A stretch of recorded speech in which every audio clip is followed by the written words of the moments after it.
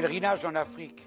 Ce voyage au départ était motivé par une invitation à la Biennale des Arts Africains à Dakar. C'est tout dû à la manière d'un tel de tout ce qu'ils ont retenu de leur visite d'exposition parisienne. Déçu de ce côté, je me suis rattrapé du côté touristique et rappel du passé. C'est bien ici à Dakar que ma vie, en 1949, a basculé. Sur ce rafio qui reliait et relie toujours Dakar à l'île de Gorée, cette rencontre avec Marguerite Gobi, qui rachetait là des jeeps abandonnés par l'armée américaine et qu'elle envoyait se faire restaurer par son garagiste de mari à Aubenas en Ardèche, et tout ce qui en découle. Grâce à elle, Margot, je découvris l'Ardèche un peu plus tard, et la Baume, mon village d'adoption, et même une seconde épouse. Mon retour à la peinture, tout, mon existence modifiée de fond en comble, uniquement parce que je me suis embarqué sur ce bateau de 10h27, j'aurais pris le suivant, que ma vie aurait été tout autre. Grâce ou à cause de l'Afrique, autrefois j'avais déjà eu la révélation du grand art africain. C'est donc bien pour un pèlerinage que je m'embarque ce matin à 10h27 qui me ramena à Gorée. Cette fois, je me suis bien gardé de faire connaissance avec qui que ce soit. Il me manquait encore la visite de Saint-Louis du Sénégal et de son fabuleux cimetière musulman. C'est un taxi Kakoshim qui consent à m'y conduire. Là, c'est encore plus ruiniforme qu'autrefois. Saint-Louis est une ville superbe de l'ancien temps, du temps que j'aimais, du temps où Mermoz y faisait escale.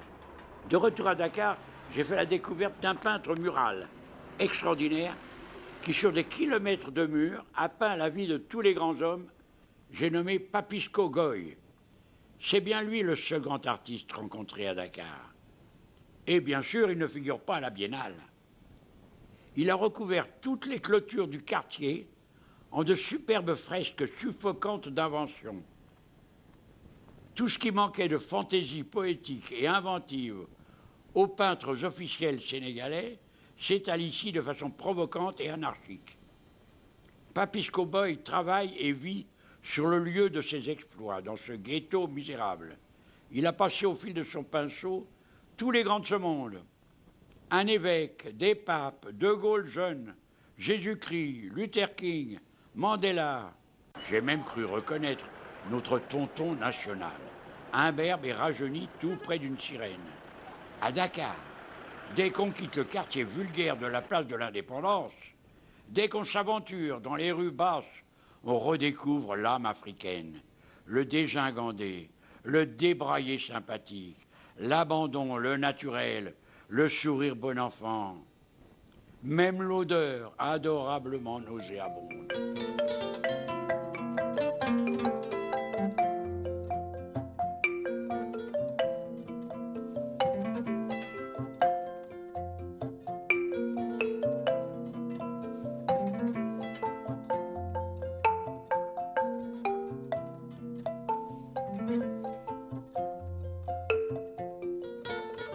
Moi, je suis particulièrement séduit par l'écriture du grand maître.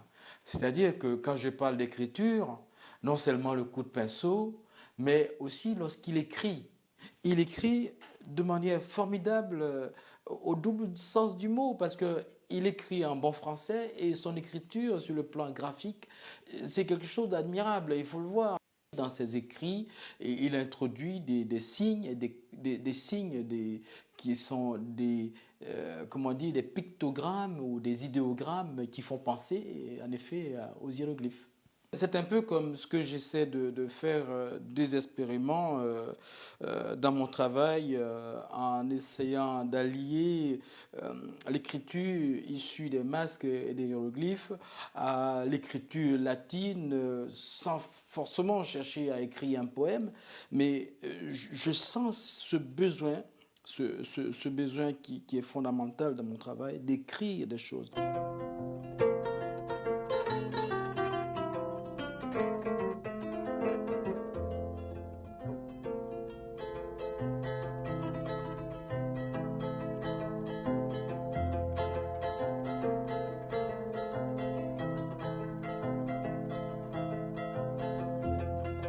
Pourquoi est-ce qu'on serait uniquement peintre ou sculpteur ou architecte ou musicien de tout temps au Moyen-Âge?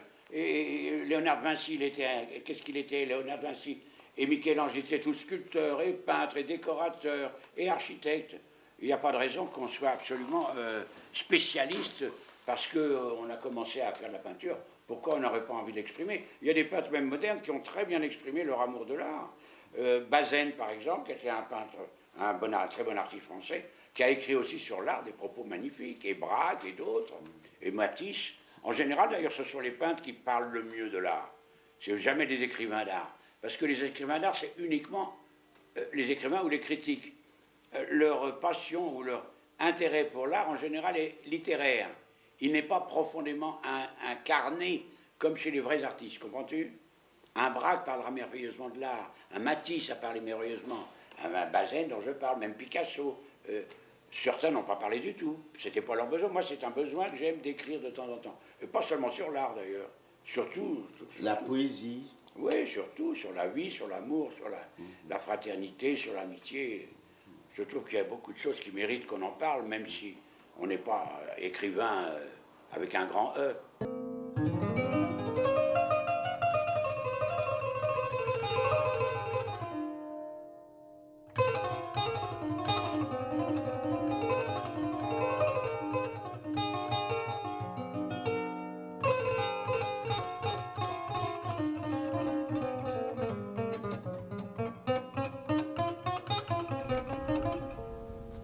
Ça serait beau pour la couverture, ça peut-être.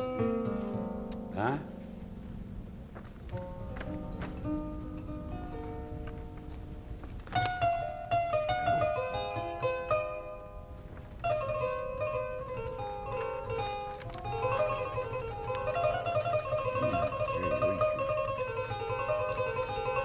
Si chaque page avait cette qualité-là, ça serait formidable.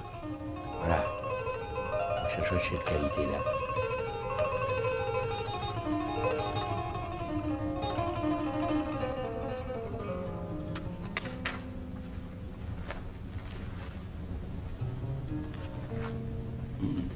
Ça aussi.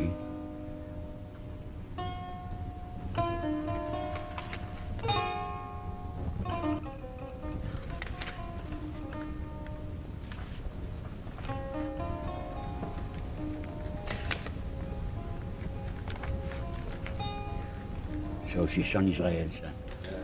Mais parrain terrible.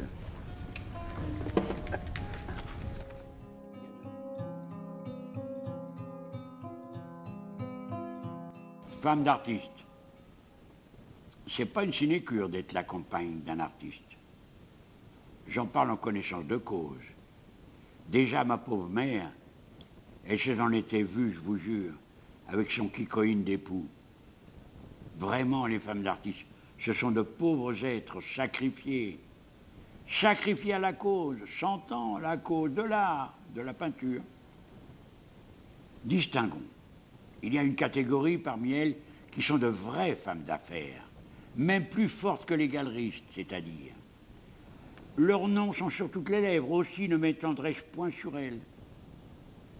Mon propos ne concerne donc que les femmes de peintres ou de sculpteurs vivant dans l'ombre de leur grand homme, l'appelant maître au téléphone, rabrouées par celui-ci, lorsqu'elles osent émettre leur opinion sur tel sujet artistique, enfin tenues à l'écart de sa carrière, tout juste tolérées.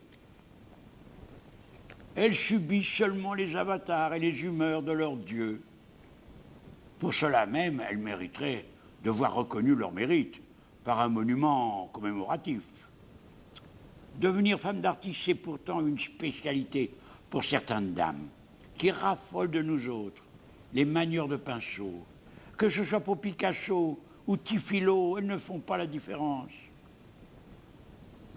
J'en ai connu de ces héroïnes qui, pour permettre à son époux d'assouvir sa passion, resta 60 ans placeuse au ciné-Marbeuf. Une autre faisait le tapin rue Saint-Denis en lui faisant croire qu'elle vendait ses œuvres aux marchands de la rue de Seine. Ça, c'était des preuves d'amour, au nom de Dieu. Ah, je suis fatigué. Mmh.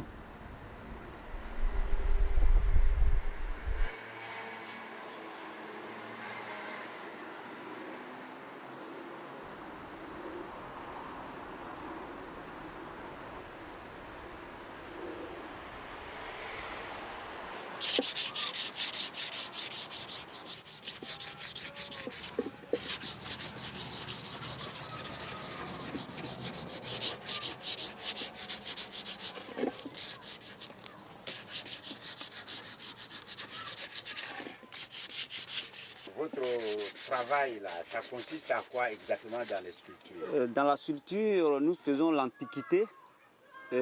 Quand les objets sont nouveaux, il faut les rendre un peu vieux pour que les Blancs puissent s'intéresser à la chose. Puisque ça part directement avec la tradition africaine. Maintenant, je peux sculpter, je peux vieillir. Et maintenant, pour commercialiser, selon le temps moderne, là, c'est dans ça que je suis actuellement. J'apprends à vendre.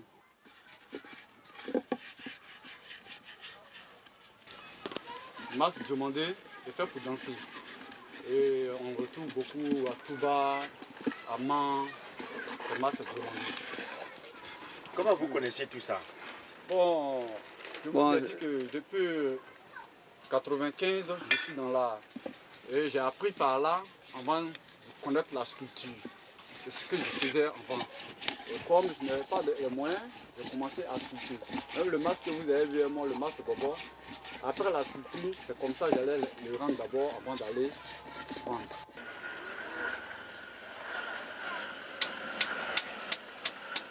Ta question, il y avait là comment on peut acquérir un tel savoir profond, non? Oui. C'est ça ta vraie question. Oui.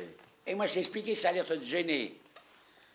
Il y a beaucoup de gens que ça gêne. Non. De penser qu'il y a des gens qui sont vraiment, par leur expérience, par le temps qu'ils ont mis.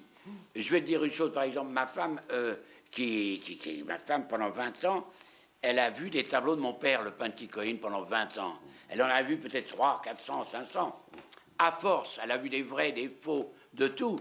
Eh bien, maintenant, c'est quand même elle qui fait autorité quand il s'agit de décider lequel est plus, tu comprends, oui. Plus ou moins authentique. Oui. Voilà, c'est ça que je veux dire. Oui. Bon, un objet africain aussi. Je vais te raconter une visite que j'ai faite. Du temps où la Côte d'Ivoire était visitable, j'étais à Korogo avec une amie, au nord, et peut-être que je t'ai déjà raconté cette histoire. Non, pas encore. Il y avait un Africain qui était par terre, le marché était non loin, et on devait aller au marché, et je voyais un brave homme qui était assis, avait fumé sa cigarette, sa petite radio à côté, et il taillait un petit objet en bois pour mettre au marché, pour vendre aux touristes. Et je me suis approché de lui, je l'ai regardé faire, et je sentais qu'il le faisait, mais qu'il y avait un divorce terrible entre ce que ses ancêtres avaient pu faire, s'il y avait des ancêtres griots ou autres, et lui, qui faisait ça uniquement commercialement, parce qu'il s'agissait de mettre le plus vite possible au marché pour trouver un acquéreur. Et j'ai compris qu'il y avait là un divorce terrible entre son grand-père ou son arrière-grand-père, qui